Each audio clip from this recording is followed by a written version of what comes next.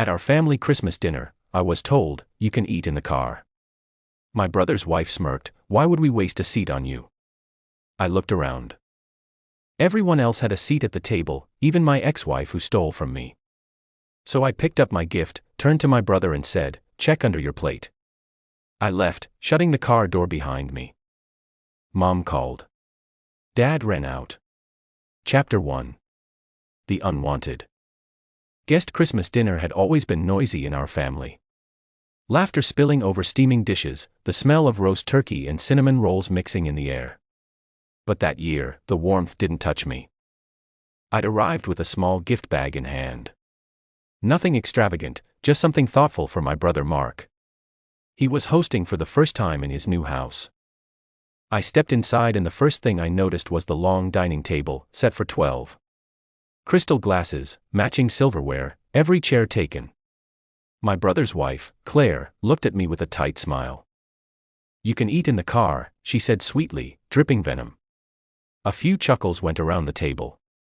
Even my ex-wife, Emily, who had stolen from me during our marriage and still owed me money, was seated comfortably between my parents like she belonged there.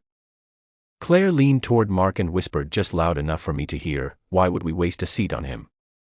I scanned the table slowly. Every face looked away. Every seat, full. I smiled, not because I wasn't hurt, but because the plan I'd been saving for 2 years had just found its perfect stage. I picked up my gift bag, stepped closer to my brother and said, "Check under your plate." And then I turned, walked out, and shut the car door behind me. Chapter 2. The plate lift from the car, I could still see through the dining room window. Mark frowned, exchanged a glance with Claire, then slowly lifted his plate.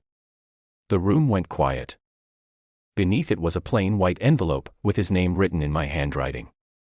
He opened it with the same care he used for bills, slow, suspicious. As soon as his eyes scanned the first few lines, his face drained of color. "What is it?" Claire asked, half laughing. Mark didn't answer right away. He just kept reading, his hand starting to shake. My father leaned over his shoulder, and I could see his jaw tighten.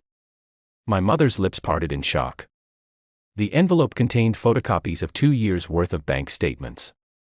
Not mine. His. And attached to the back was a neat summary I'd prepared. Every off-the-books withdrawal. Every shady transfer from our late father's estate account. Every personal luxury charge to the business we had inherited together. Claire snatched the papers, skimming over them with a frown that deepened into something uglier. This isn't real," she stammered. But the numbers didn't lie.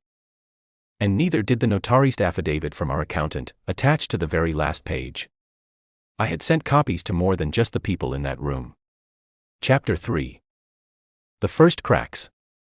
The shouting started before I even turned the key in the ignition. Claire's voice was sharp and shrill, cutting through the winter air. "You used the business account for this house?" "For my ring." Mark tried to keep his voice down, but anger made it rise. "Don't act like you didn't know." My mother's voice trembled. "That money was for all 3 of you boys after your father passed.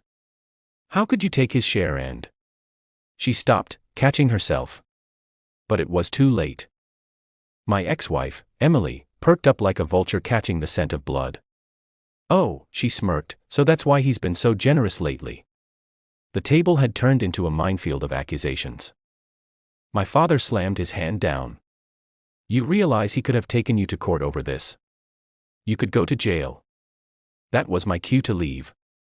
I pulled the car out slowly, the faint sight of Mark standing over the table, head in his hands, burned into my rearview mirror. What they didn't know yet, but would find out by morning, was that I had already sent everything to our business's board of directors, the IRS, and our family lawyer, the envelope under the plate. That was just the starter. Chapter 4.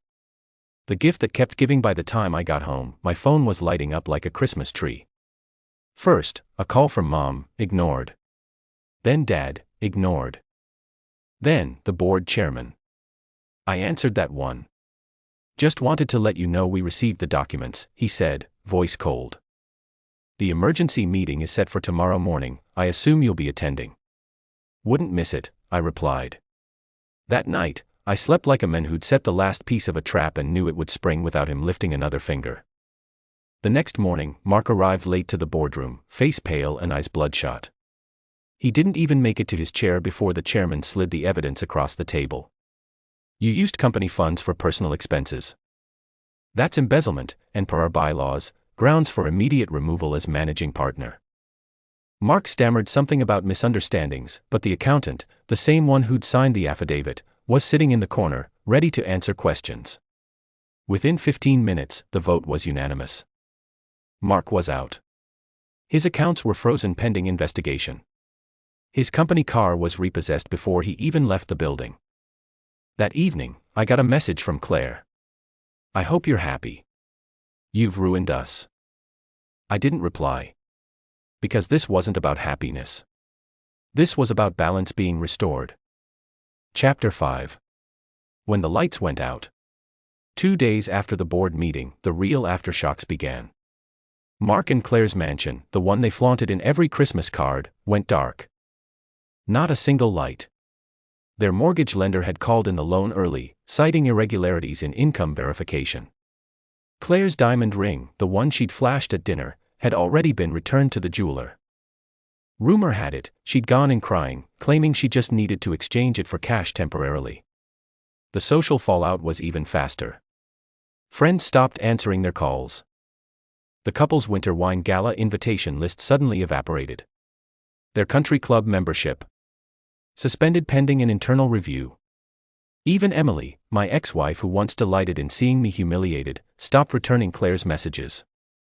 Apparently betrayal is easier to celebrate when you're not standing next to a sinking ship.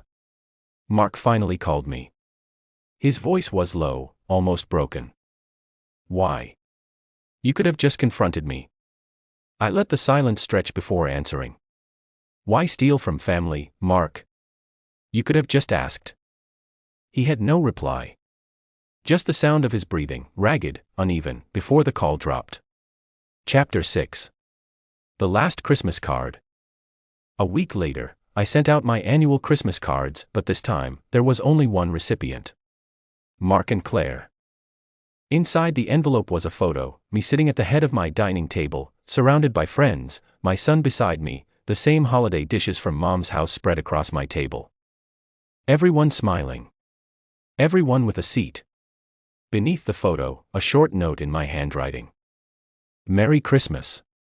There's always a seat at my table, for those who earn it. I later learned Mom and Dad had quietly cut ties with Mark after the truth came out. Dad told me over coffee, we should have stood up for you that night. You didn't deserve that. I didn't rub it in. Some lessons teach themselves. As for me, I didn't just reclaim my dignity.